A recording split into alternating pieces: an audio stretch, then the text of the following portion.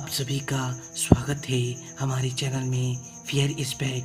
तो दोस्तों चलिए चलते हैं आज की कहानी की ओर।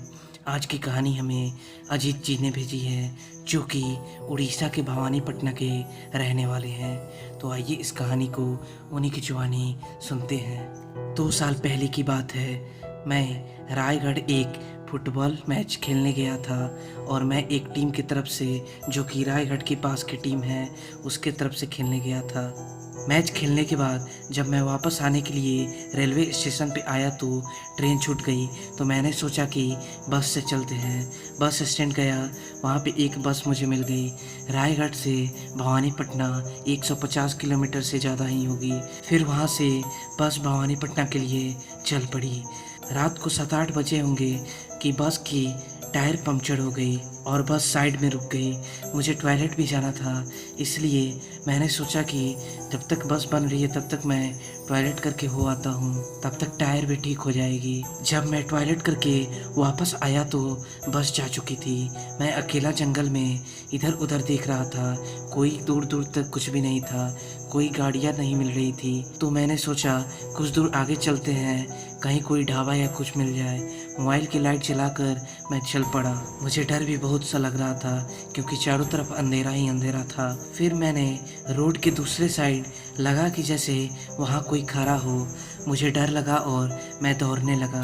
दौड़ते दौड़ते मुझे ऐसा लगा कि कोई मेरे पीछे पीछे दौड़ रहा है। जब मैंने पीछे मुड़ा तो वहाँ कोई नहीं था। थोड़ी और आगे जाने के बाद मुझे एक औरत दिखाई दी, जो कि अपने बच्चे के साथ खड़ी थी। वह औरत बहुत ही खूबसूरत थी। मैंने उससे पूछा कि इस जंगल में इतनी रात को आप यहाँ क्या कर रहे हो। उसने बोला कि मेरे गांव वाले और मेरे हस्बैंड ने मुझे डायन करार करके मार देने की कोशिश की और मुझे उन सब से बच के गांव से भागना पड़ा। फिर हम दोनों की बात होने लगी और बात करते करते हम आगे बढ़ने लगे। फिर आगे बढ़े तो एक होटल दिखा हम लोगों को, जो कि बहुत ही छोटा था। जब हम वहाँ पहुँचे तो वहाँ कोई भी नहीं था। हम लोग वहीं पे बेंच पे बैठकर बातें किए और बात करते करते कब नींद आ गई पता ही नहीं चला। सुबह जब मेरी आंखें खुली तो मैंने देखा कि मैं अकेला हूँ, वह लड़की नहीं थी।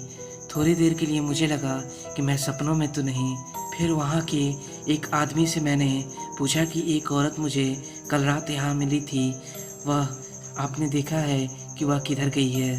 तो उसने बोला कि आपकी किस्मत अच्छी है कि आप बच गए, वरना उस डायन के पाले में जो भी पड़ता है वह जिंदा वापस नहीं जाता। पता नहीं, मुझे तो समझ नहीं आ रहा कि आप जिंदा कैसे बच गए।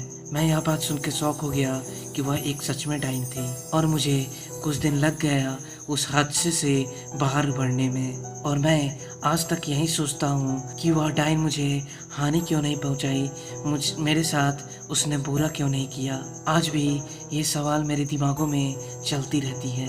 तो दोस्तों, यह थी अजीत जी के द्वारा भेजी हुई एक सच्ची घटना। अब हम फिर मिलते हैं अपनी एक अगली सच्ची घटना के साथ। धन्यवाद।